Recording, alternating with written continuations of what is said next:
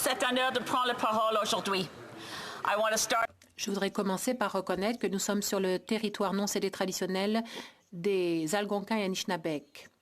Tous mes collègues ont dit déjà félicitations à tout le monde, les députés qui viennent d'être élus pour la première fois et ceux qui ont été réélus.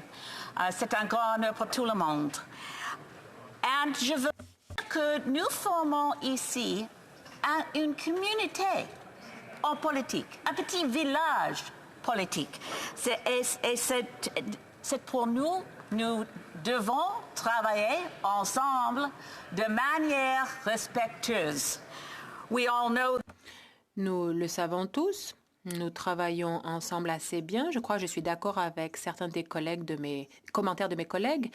J'aimerais aussi remercier les habitants de Saanich Gulf Islands pour leur générosité, pour leur soutien. Et c'est grâce à eux que je suis ici après cette 4e élection. C'est extraordinaire.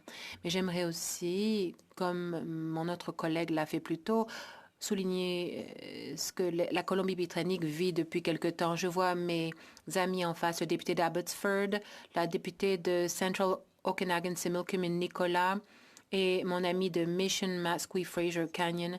Ce sont les circonscriptions qui ont accusé le plus gros coup, les circonscriptions où les gens ont perdu leur ferme, où il y a des gens encore qui manquent à l'appel. Nous devons collaborer et mieux travailler ensemble.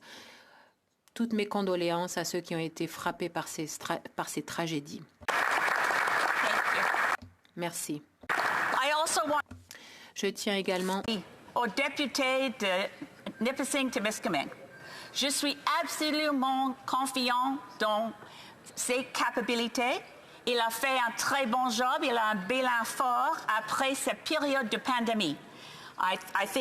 Je crois que le député de Nipissing-Témiscamingue aurait ma voix si je ne me présentais pas comme candidate. Il risque peut-être d'avoir ma voix de toute façon, car je ne suis pas ici pour vous demander de voter pour moi, mais plutôt pour avoir votre attention, parce que cette législature souffre, ou ce Parlement souffre d'une erreur depuis bien des années. Une erreur qui a été faite en 1980, lorsque Jeanne Sauvé, la très honorable Jeanne Sauvé, présidente de la Chambre, a dit qu'elle ne pouvait pas vraiment assez bien voir de l'autre côté de la Chambre pour voir qui se levait pour prendre la parole. Donc, elle a demandé un service, elle a demandé au whip des partis de préparer une liste pour elle qu'elle allait suivre. Saviez-vous que nous sommes le seul Parlement de tout le système de Westminster, de la dizaine et quelques de pays, où le président, de façon volontaire, accorde la parole? Tout le monde doit rendre compte aux électeurs et pourtant, ici, à la Chambre, notre façon de fonctionner est de plus en plus menacée par les gens en coulisses qui prennent des décisions pour nous. La démocratie parlementaire ici est menacée par le pouvoir des grands partis en politique. Maintenant, lorsque les députés se sont plaints de la chose par le passé, je pense à notre ami Feu Mark Warawa, député de Clover Lake, Aldergrove, lorsqu'il n'a pas eu le droit de faire une déclaration de 60 secondes en vertu de l'article 31 du règlement à cause de la décision de son whip de parti, il s'est plaint auprès du président de l'époque, le député de Regina Cappell, et la décision du président à ce moment-là, c'était que ce serait une violation qu'un whip de parti empêche quelqu'un de prendre la parole.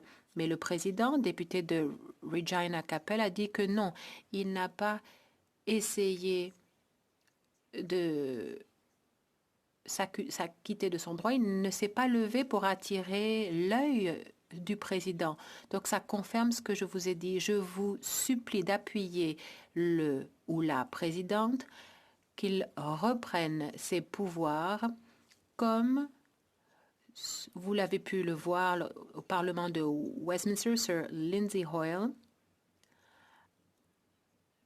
a en fait fait passer un mauvais quart d'heure au Premier ministre Boris Johnson qui n'avait pas respecté le règlement. Il a dit au Premier ministre que c'était lui le patron à la Chambre. Finalement, en termination, je veux dire seulement, la démocratie, c'est quelque chose de sacré. On doit protéger les droits des petits partis, des autres individuelle comme député. C'est le but du président, c'est le devoir d'un président. And we have Et nous avons plusieurs défis qui se posent. pandémie. On doit travailler ensemble avec un président de protéger nos droits. Merci.